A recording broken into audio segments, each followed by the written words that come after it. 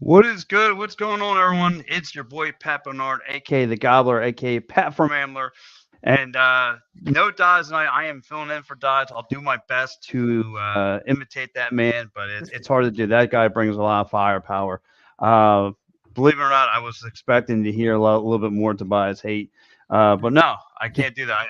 I can only leave that for Dias. No, just kidding. But alongside with me is my man Mitch. Mitch, what's going on, brother? Hey, what's good, guys? What's good? Happy to talk Sixers. Glad to win, but it was an ugly win. I'm just gonna say that right out of the gate. Should have blown them out, Yes. but it is what it is. Yes, definitely. Before you got on air, we were talking. Me and Sean were talking about, this is to me, this was like a horror movie. You know what I mean? It starts out all nice and fine and covered, happy going, and then right into the horror parts, and then out to the other scene turned out to be nice and going. But anyway, joining me is my broseph, my man Sean Bernard. What's going on, Sean? Yeah, got a little hairy there in the middle. The Sixers team never makes it easy on us, but you know what? They got the win. They ended up taking care of business. Have a little bit of concern about the Joel Embiid knee and whatever happened there, but the goal was accomplished. We'll wait for more on that, and still plenty to break down. Yeah, absolutely. Well, look, Mitch, I know you don't probably not want to hear this right at the shoot, but Philly Special Yeah, Card yeah. says, dad joke, Mitchy So, poo. The poo Mitch. Wow. So so, again, so I was just doing a watch party with my guy, and he has a command for dad jokes on his channel, and it's not on mine. okay. So that's it. All right. We got Daniel Barrett checking in. What's up, Daniel? What's up, buddy? What up, what up? And then we have Mr. Radio Man over here. Look at that. Bless the radio checking in. He goes, Pat, Sean, Mitch, shout out to you guys. Glad Sixers won without Trey Young and without, yeah, I thought it would be a bigger win, but we'll take it. Yeah, look, and I'll answer that one. Look, it is, it did get hairy, but look, a win's a win. Again, this team is going to go through the either troubles and tribulations. Again, NB looked phenomenal. Okay, it is what Mm. it is. Again, it was a quiet offensive game for him, but however, he got the job done. His boy, it looked really good. Again, through the middle of the game. If you want to go the second, third quarter where things got hairy, the defense needs to pick up. Again, that's when the bench kind of, to me, from my opinion, when the bench got involved and they weren't producing as much. And that's where the Hawks kind of gained ground. We're picking up momentum a little bit, and then things that are on their part were looking really good. But Sean, I'll give it to you. What did you think from Embiid himself? Yeah, I mean, Embiid was terrific. He's on both sides of the floor, can do whatever he wants. The defensive impact, even at the tail end of that game when he clearly wasn't feeling 100%, he had 2 blocks on back-to-back possessions, which both were kind of statement games. One on with the play where Capela tried to do the up and around, he still snuffed that out. Was super impressive. He gets to wherever he wants. I thought he was a little bit jump shot heavy tonight for mainly through the mid part of that game. Thought the fourth quarter it was a little better on the shot selection. Him using his body, putting his shoulder down, get to his spots. So that was nice to see. And I will see just overall with the comment on wishing this was a bigger win without Trey Young.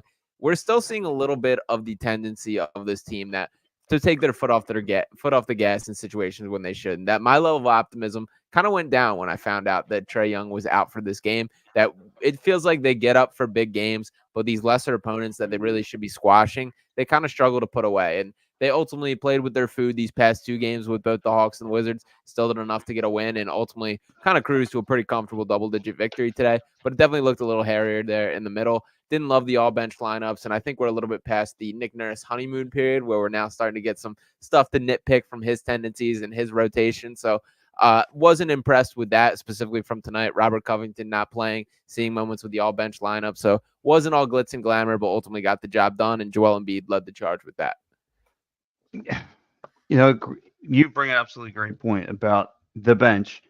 We talked about where was Rocco? Where's Rocco at? I mean, he's just in street clothes. I get you got to if you're going to nitpick Nick Nurse.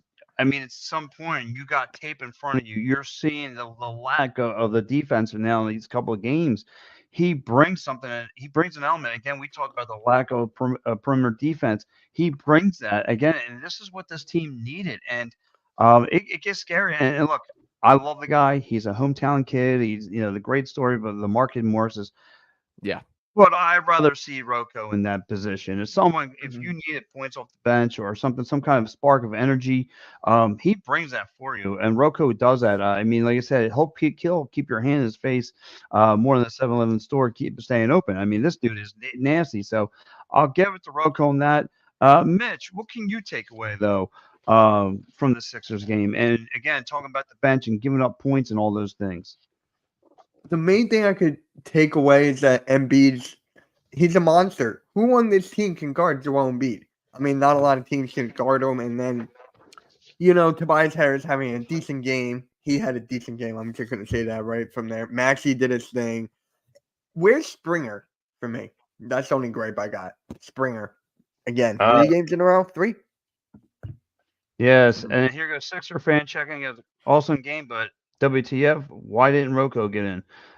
Dude, Mr. Sixer fan, we're trying to figure that out. We're trying to figure out what's going on the mind of Nick Nurse. I don't know. Maybe he has something bigger planned. And again, if you want to talk about productivity, though, we did see a lot of good productivity from one Patrick Beverly. I mean, this guy brings an attitude off the bench, full of energy, that good positive thing he's got going on. And the one play that stands out, I'm pretty sure we can all talk about, where he catches it and he goes around the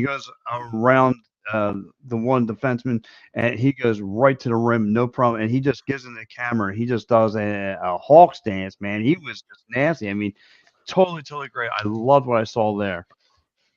So, Sean, I mean, what else can you take away from, like I said, the offense? How about what can you take away though from, how about a Maxi? What was your take on him?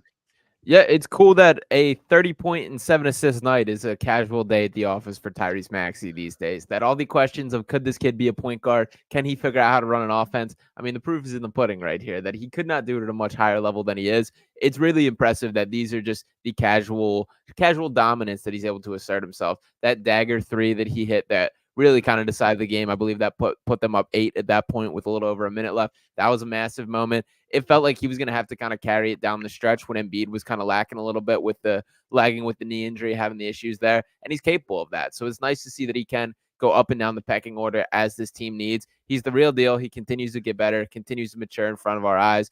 39 minutes, led the team in that. He is the engine of this offense. So kind of impressive to see him have so much on his shoulders and really be carrying it in the way that he is.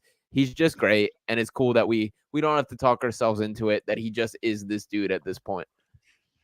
Yeah, I totally agree. And what I saw from Max tonight was just a catch and shoot.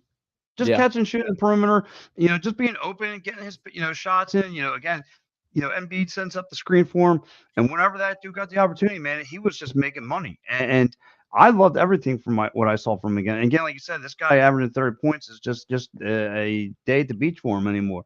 I mean, again, he kind of gets overlooked and overshadowed because we're also laser focused on the positive of an Embiid or the negatives of Tobias Harris, and we kind of forget that he's in the mix doing his thing right now. And again, and I want to go back to what Dive said at the beginning of the year. This is this kid's year. This is this kid's season right here, and he's making the best of it. And guys, you could catch Sean right here on the Fox Gambler. You guys, he's always out there with Sean Bray. So guys, hit the subscribe button to Fox Gambler. Follow Sean all over the place. Sean, this guy obviously wants your handle, so please tell me where this guy can find you right off the bat. Yeah, I appreciate it. That's a huge compliment. And yeah, catch me on the Fox 1025, the Gambler Airwaves. Dropped an episode of Picks and Roll, Fox PHL Gambler. You can check all the podcast stuff. Dropped a Picks and Roll podcast with Sean Brace today, talking all Sixers and NBA there. Also can follow me on Pick Swap Media. Dropped my own content on there as well. So yeah, appreciate the love. That means a lot for real. Yeah, all right, Raph, you got it, buddy.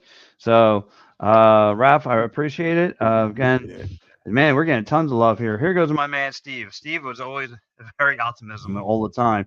It can't be easy to decide between what Mook and what was left when Rocco should have been in, or Batoon. That was not managed, and that was not easy to manage. And listen, you're right. Yeah. And I'll take a step further. I don't really want to do it, but we're talking about Maxi, but Batum was really nice tonight too. From what I saw, again, whenever he's in that corner, he's all alone, or even with some defender, he's making money from that corner three. His shots are on point, and his defense is nice. When he gets out there, he rushes on the perimeter, all those things. I mean, he's been locked down on the perimeter defense. I mean, I loved everything from him, but I don't. So, Mitch, let me ask you, what was your take on Nick Batum? Nick Batum is just like the perfect fit next to Joel Embiid with his playmaking, decision making, his quick release. I love it there. Please don't put him in the bench. Please don't do that. The only time I want to see him on the bench is never. I don't want to see him on the bench. And then I said this before in the post game. He reminds me of a Shane Battier from the Spurs and the Rockets. It's the perfect player comparison. Corner Yeah. 3 and D. It's the same guy, just taller. Yeah, and interesting to kind of jump onto Steve's comment there that I feel like there's a little bit of a philosophical difference that I have with Nick Nurse on this, that from my opinion, it should be Tyrese Maxey and Joel Embiid are the only guys that are locked in that need to finish every single game. It should be Tyrese Maxey, Joel Embiid, and then the next three guys that are playing the best. I do believe that's going to be Nick Batum on pretty much a night-to-night basis. I think it should have been tonight. It ultimately looked like the closing lineup they went with tonight was Maxey, Melton, Kelly Oubre, Tobias, and Embiid. I would much rather Batum be one of the guys there. And I just don't think Yes. Tobias has to be a guy that you have written in pen that has to be in that closing lineup. He's absolutely an option. And if he has it going, you let him. I don't think tonight was one of those nights. I think Tobias has looked worse and worse defensively, specifically off ball. I've caught him getting lost a ton of times. Tonight I picked up on it again. That I think when he's in the one-on-one situation and has a job, he's capable defender, but he doesn't understand the rotations, the cycling, and those are all very important in this Nick Nurse system. So I would like to see a little bit of the leash pulled back on Tobias. He played 34 minutes again tonight. That's a lot of minutes for a guy. And as we're talking about why aren't these guys getting minutes, the Robert Covingtons, the Jaden Springers, that's a number that we can chop down a little bit. That I don't think that there's going to be a difference in these Sixers outlook, whether Tobias Harris is playing 28 minutes or 35 minutes. And that's minutes that you can give to other guys that could potentially cause a spark. So would like to see that a little bit. And yeah, Batum should be in the closing lineup, and I would like a little more flexibility with just like whoever's playing well, give them the opportunity.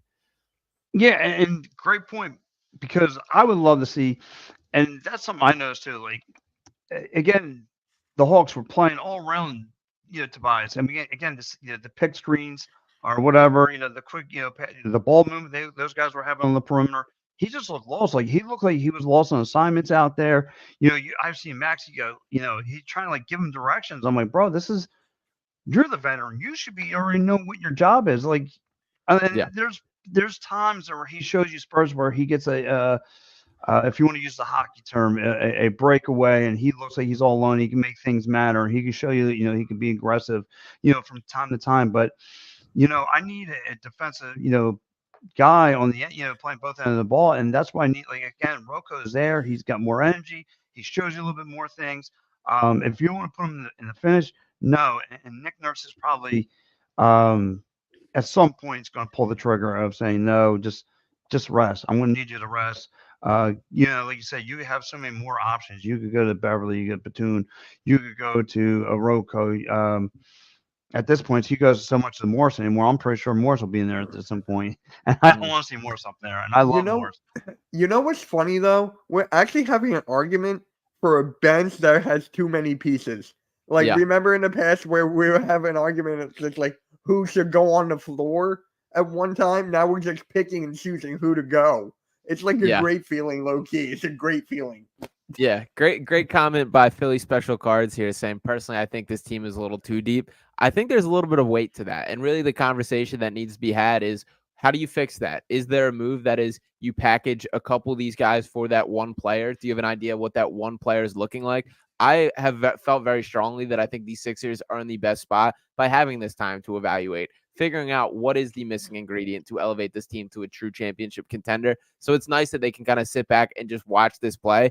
And then you also are figuring out where you need to trim the fat, which guys are vital to this rotation, which guys are not. I personally am disappointed that Covington seems to be a guy on the outside looking in. I don't think that should be the case. I would like him closer to that 20 to 25 minute per game rotation guy. I think he's that impactful on the floor. But if we want to, for the sake of argument, maybe Marcus Morris is a guy who has the most tradable contract, that maybe they are trying to give him a little run, showcase him a little bit, and at least get something back in return, or be a guy they're looking to move.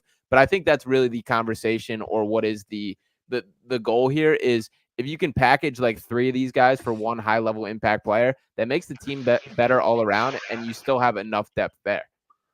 Yeah, and like I said, oh man, that's yeah. Look, if that might be the case that gets you over the hill. That's Hmm. something you would have to discover. Again, we need to realize what this team is. And here goes one I liked. Where was the comment? But someone said start. Kelly Oubre's got to start at some point. And again, we've also often talked about Kelly Oubre must get a start and all those things. But I'm okay with him coming off the bench because, again, he brought out, you need that energy coming off the bench. You need something coming off. Again, the team tonight showed you they've kind of been lackluster as far as production.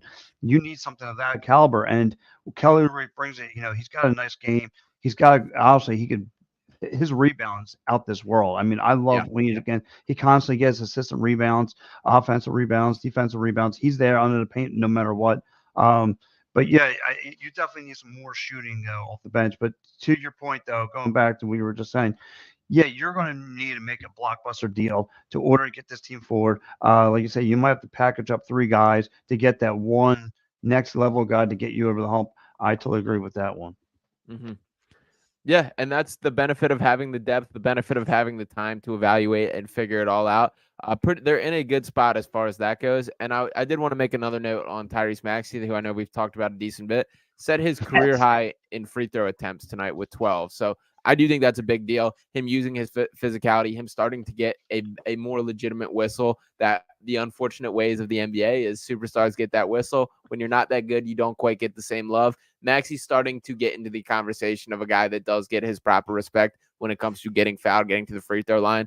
I do think he's done a much better job of controlling his body, not being out of control when attacking the basket. 12 free throws, that's the real deal. That's a high number. That's a career high for him. And if he can get 10 free points as he did for tonight, 10 for 12 at the stripe, that's big. When you can score when the clock's not moving, that's a great thing for a team. So that's a big development in Maxey's growth, I think. I mean, No, he did learn absolutely. from Harden. He did learn from Harden and That's Embiid. true. Yeah, it's like you got Yes, to he give did. credit to him. Yes, he did. Joey Woods checking in. He goes, on a serious note, I agree with the rotation. Had to be who was playing the best and not what was out there. Contract says. Great comment. Um, yeah, I totally agree, Joe. And guys, you can catch Joey Woods right here on the Edge of Philly Sports, coming on just about next 10 minutes or so, doing his Steel Steps Wrestling show. Great guy, great host. Does all sorts of great things here. Here is one from Steve I liked. I feel like with these weaker opponents, Nick Nurse will try to get a feel for who to play and when. Um, Sean, you want to answer that one? Yeah, I mean, it's tough because like tonight's night where they should have had the freedom to experiment, play different lineups. We did see Mo Bamba start the fourth, benching Paul Reed for that one. That was a little interesting. That was a change up that we haven't seen in games past. This felt like a night where it should have been more experimental in the rotations. We're now over 25% into the season, the NBA year. We still have yet to see the Joel Embiid and Paul Reed on the floor together. We haven't seen very much small ball 5 at all. I'm curious if they ever want to roll with Robert Covington at the 5. That's what happened in Houston when Daryl Morey had Covington back there in his primary role. So I just kind of want to see a little more fluidity, try some things out. I agree that should be the case. I've kind of been disappointed that it has not been thus far. Yeah. And like I said, I'm with you.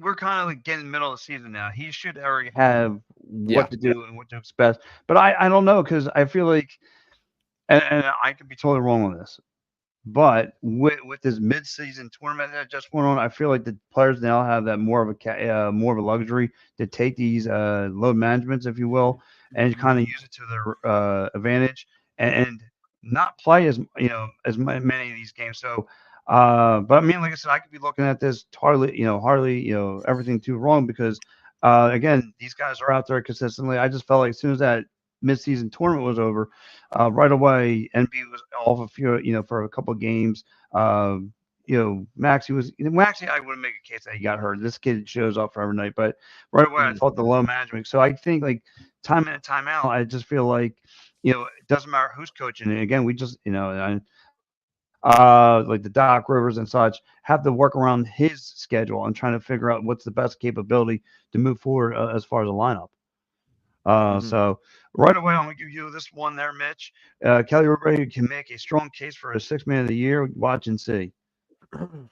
Hey, I've always said to keep him off, take him off the bench, like have him be a 6-man role. I've been saying that for the longest time. Our bench, we need a spark. I mean, Beverly's done that like a couple of times. You have, I don't know if Paul Reed can do that, but I know Kelly Oubre is a guarantee for that. So for me, I love him off the bench personally. But obviously, the worse and worse Tobias Harris has been playing, I do want Kelly Oubre to take his spot. So I just love how we can actually have a player that could be off the bench and starting. It's just a great feeling. Yeah, absolutely. Again, absolutely. Here goes our man Nick checking in the show. He goes, I'm happy about the Darius Blazey signing for the Blue Coats. He's on a two-way, I think. I would have to further investigate that. Sean, you got any word about that? Yeah, Are you worried about it?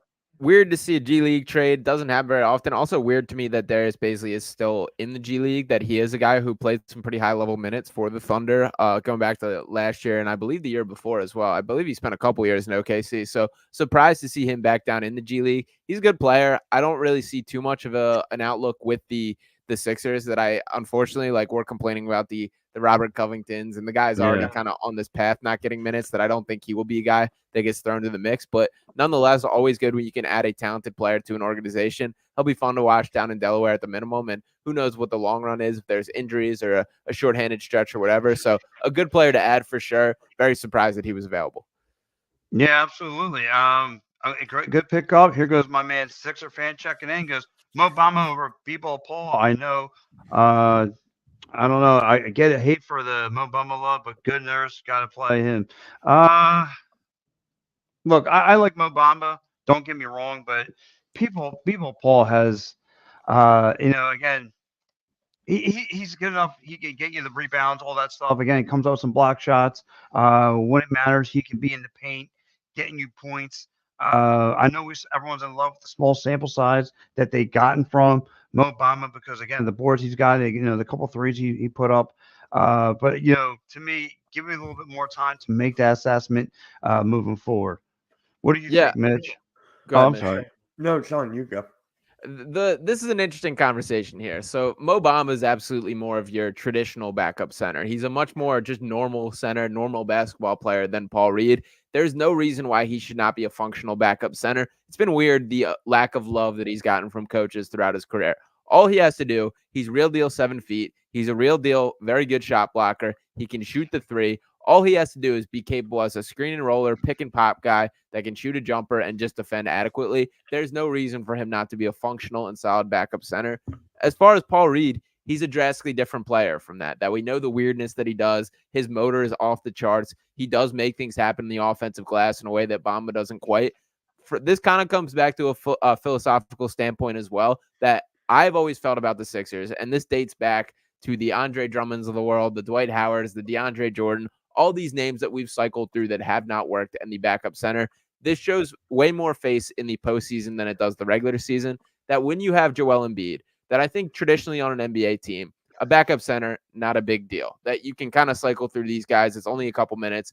But when your team is built around a center like the Sixers with Joel Embiid, that backup is a big deal because the drop off is so significant. And for the Sixers specifically, that when you go from Joel Embiid to a guy like, for example, the Dwight Howard or the DeAndre Jordan, they're playing the same style as Joel Embiid, but not nearly good enough. So that's kind of where I see the vision with. That's kind of the role that Bamba would play. It would be keeping the system the same. And by the way, I do think Bamba's better than the names that I mentioned with Dwight Howard, with DeAndre Jordan. Drummond was pretty good, so I'll give him the respect there. But for Paul Reed, it's playing differently. That you can switch at all 5 positions. You can allow Paul Reed to pick up guards, get out on the perimeter, do different things. So I like the mindset of playing differently when Joel Embiid's not on the floor. But I don't disagree with the overall point that Mo Bamba, you can make the argument, is the better backup center in a vacuum. Wow. And I totally agree about the part of being better than Dwight Howard as a backup. Totally agree on that one. I totally agree. My man Mike checking in. What's up, Mike? He said, "What's up, guys?" But yeah, here goes my man next saying, "I'm taking the one who has the podcast over the one who doesn't." That's Paul Reed over Bamba right there. Oh, Yeah. okay. Okay. Yes. Yes. Well, listen.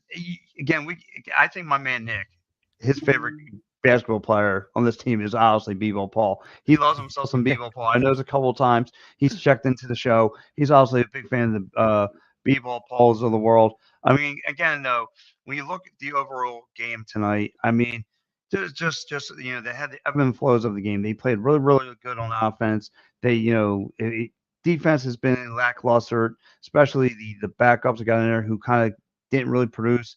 But and then of course, when you finish strong, again, MB he was just dominating that paint Yeah. tonight. Again, he was just again whether he's blocking or he's just getting the rebounds or he's just making things matter. Again, he was just a monster there. He was just getting his point, hitting the backboards, dunking, taking on the 2-on-1, advantages. He was all that. I mean, Coach Capela was just nothing for him, just nothing. I mean, again, he tried, try and give him the fits early on, and it just faded out real fast. And again, MB, just being a smart basketball player that he is, was causing this guy to draw some penalties, and yeah, it was ugly. So yeah, I got to give it to my man, you know, Joel Embiid tonight for a hell of a game tonight, hell of a game. And I got to give one other guy too, D'Anthony Melton was pretty good Yeah.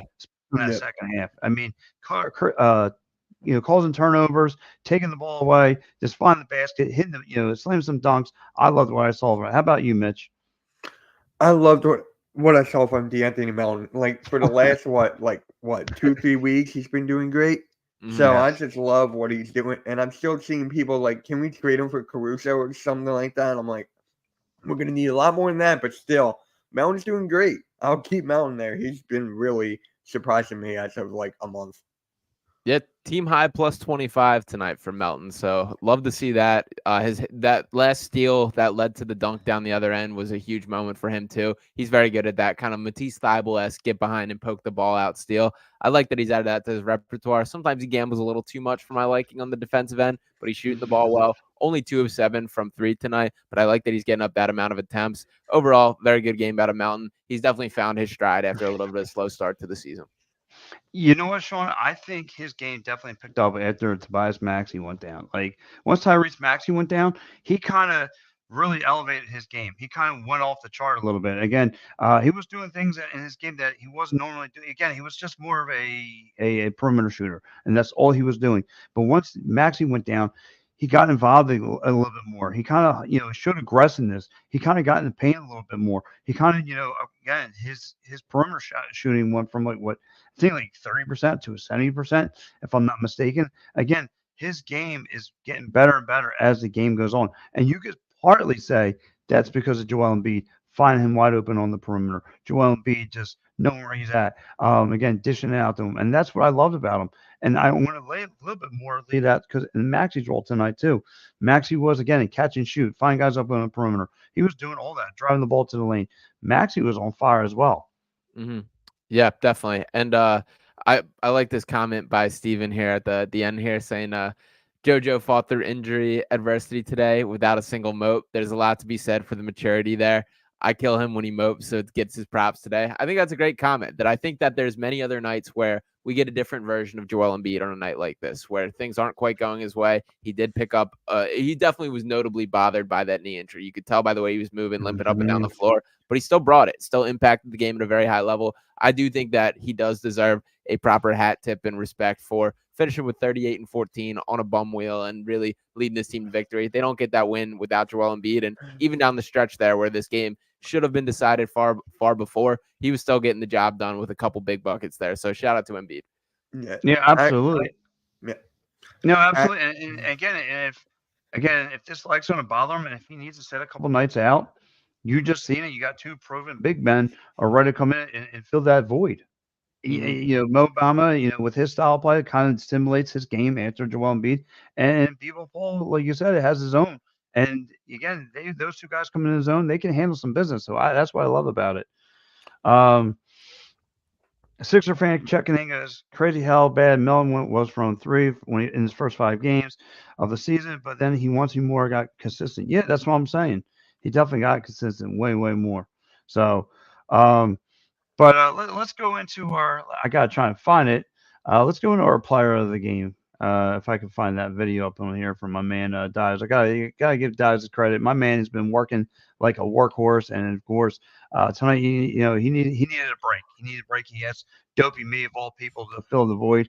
Uh, I want to be my top. I want to be a selection. I would have gone to one of you guys to lead the show. Me, not so much, but it is what it is. He chopped me out of Kmart to fill the void, so I'll try to do my best. So obviously, I don't know where that post, that the what you call it is. So Yeah. I don't know where my man keeps all of his secret folders at. But anyway, let's. Oh, here it is. Let's go to player of the game.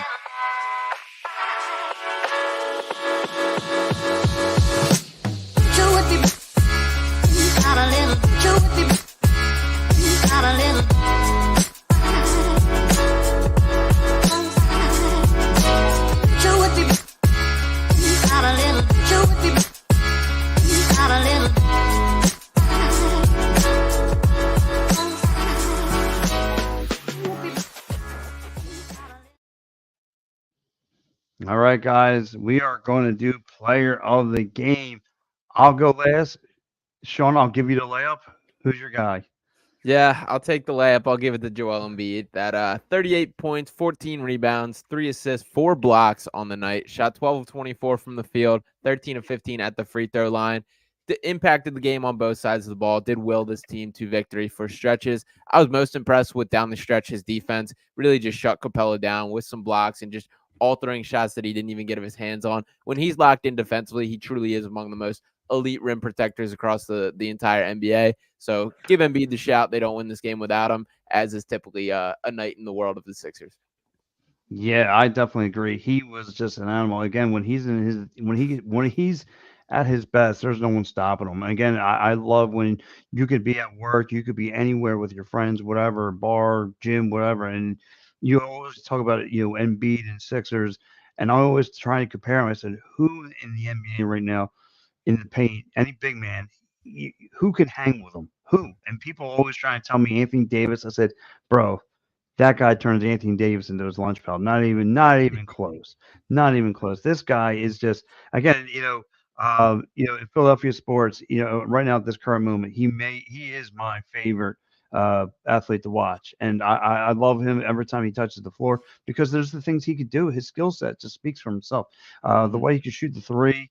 The way I never seen a big man of his size could do the half the thing. The way he can hustle up and down the floor. The way he can again he literally puts his team on his back and carries it to victory. That's why he's your current MVP. Yeah. He should have been at this point because they love Joker so much, but he should have been a 3-time MVP in my eyes. I'll go to you, Mr. Mitch. Who's your player of the game? I got to go with his counterpart, his tag team partner, if you will. Tyrese Maxey, 30 points, 7 assists, 8 for 18 from the field, 4 for 8 from 3, 10 for 12 from the free throw line.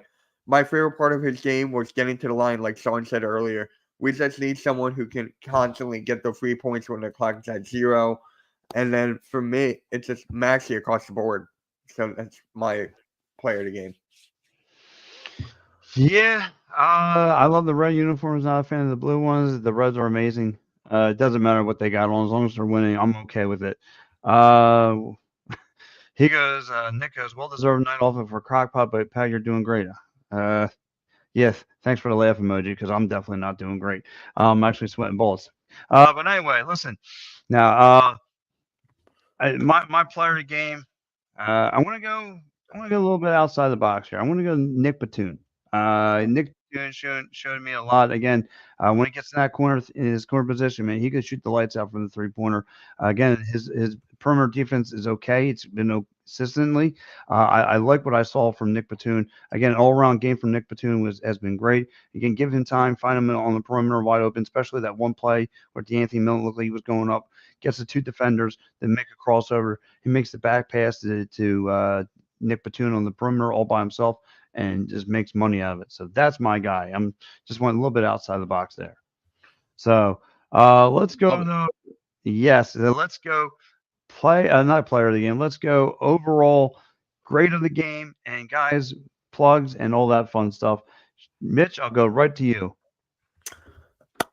All right. So this game overall. So you said grade, right? Mhm. Yeah. Oh, here he goes. Don't you hear it? Sweetness and light for my restless mind. Please give it a way to escape this world gone astray. You could give it a little peace of mind in these troubled times. Yeah, there you go. Now I just want to feel like my man dies. But go ahead. Oh, Oh, all jeez. right. So are Look you at me. I'm okay like a there? Mitch mode. No, not at all. I'm like look at that. Look at that. You can only do this on live TV. There you go. Okay. There we You go. fixed it. Okay. Yeah, I thought it was Alrighty going then. Matrix mode. That was kind of sick. I'm not gonna lie, but for me, I gotta go with like, I don't know. I'm thinking like a B minus, C plus. I mean, it was just like the middle of the game. There was just no defense. Oh my god, I almost said Toronto. Atlanta Hawks were getting everything without Trey Young. They were just putting up points after points, going on a huge run. For me, should have blown them out by 20. It was disgusting. So I'm going like B minus. That's for me. Mhm. Okay. First of all, Steve, to answer your question here, he goes, I do not miss Shake and Niang. That much I can tell you. Listen, if my good buddy Kate Scott can't show my man Niang any more love, I don't know which one. She was throwing this guy roses on the commentator tonight. I said, "Oh my lord!" I said, "My man's playing in the heart, in the middle of Cleveland. I haven't even kept up on that dude. She had stats on him, knew what he was doing." I said, "Come on, Kelly, Katie." But anyway, let's go to you, Sean. Who's your player of the game? Or my grade for this one, I'm gonna go Yeah, a great again. I'm sorry. No, you're good. I'll go You're B good, bro. minus as well, Mitch. That I agree with you. This would have been a bad loss if they did not. They ultimately did just enough. I even shift towards that C plus mode. Um, I would like once in a while for this Sixers team to just have out of the gates going hard. Let's run a team into the ground and just finish this game in the first half. We really have not fully seen that this year, and tonight was absolutely a night where it was possible if they played their best basketball start to finish. They did let them hang around. They ultimately took care of business, and I never felt like they were truly going to lose this game. But that is something that I would like to see. They have a nice stretch of winnable games. I would like at least one or two of those to just be foot on the gas. Let's blow a team out and leave no doubts that they're winning this game. Yeah, well, I like your pick. It's B plus. I think we're going to go. I think I'm going to go as well as a B again. The first quarter looked great. Looks like all hunky dory. Uh, Again, your lineup showed a lot of promise. Guys, doing the roles, doing everything. Again, MB just off the races. Bench came in, kind of got a little lackluster a little bit. The Hawks, to their credit, were hanging around for a good little while till it's about second, third, in the middle of the fourth, and then that's when the Sixers kind of took over the game and, of course, doing what they normally do. Again, shooting the perimeter, all that fun things. Embiid looked really, really solid again, putting up some big numbers. So I'm going to go B across the board as well. I think Well, start the start was good, the finish was good, and the middle just was just a little hairy for my tasting. But anyway, yeah. guys, listen, I want to say thanks to my man Sean. Sean, where can again people find you at and all your plugs? Yeah, appreciate all you guys for tuning in. You can follow me on I Twitter at disappeared. Sean. There you go. And follow me on Twitter at Sean_Bernard1. You can check out my work on Pick Swap Media. Dropped a new Pick Swap podcast yesterday, so you can check that out. A couple Sixers trade targets that we brought up in there, as well as kind of just the overall hating on Tobias Harris and state of the team. Also, you can catch me on Fox 1025 The Gambler. Dropped an episode of Picks and Roll with Sean Brace today. That's also out on foxphl.com and all their social platforms as well. So you can view that right on Twitter if that's where you're scrolling. And yeah, we'll be in and active for the rest of these Sixers. So yeah, we'll catch me on these watch long or on these post games and everything else. So appreciate you guys for having me on again. It was good chopping it up. Oh man, that's my guy, that's my bro right there, guys. Check him out there, Fox Gambler. Yes, we do have similar last names. I don't know what happened. I could have sworn Sean looked like the local mailman. I could have sworn, but what, I'll say that for another time. But no, I'm just kidding. Yeah, listen, guys, follow Sean again, Twitter, Instagram, wherever, guys. Get all your Sixers, get all your Sixers, coverages through Sean, through Fox Gambler. Those guys do a phenomenal job. I love him. I love, Roy Burns, Sean Brace, the whole gang. They do a phenomenal job. The guys are a bunch of workhorses over there. And of course, my man Mitch right here on the EOP. Right, Mitch? Mitch, where can everyone find you at? So, yes, you can actually find me on Edge of Philly, Fly Like an Eagle podcast. I had an episode last night with Big Al. It was a great episode. Yes, you can find me here, Mitch Coxey on Twitter and YouTube, Hardcore Sports Network. All right, guys. There you go. You're again, Pat Bernardi. Also, you catch me, Pat from Ambler, on EOP. Of course, do beat reporting work for the Philadelphia Wings, Philadelphia Union. Trust me, my writing is a lot bit more better than my talking, so I promise you that. Yeah, but I do a lot of coverages. Again, catch me PM and AM Sunday mornings right here, Edge of Philly Sports, talking all Philadelphia sports, news, all those good things. Again, me and my broadcaster Mike Lauer will be diving in Eagles and Cowboys week. We'll have that all set up for you guys. Guys, thank you so much. Go Sixers. Go Flyers, go Eagles, go everything. So we're out of here. Yeah.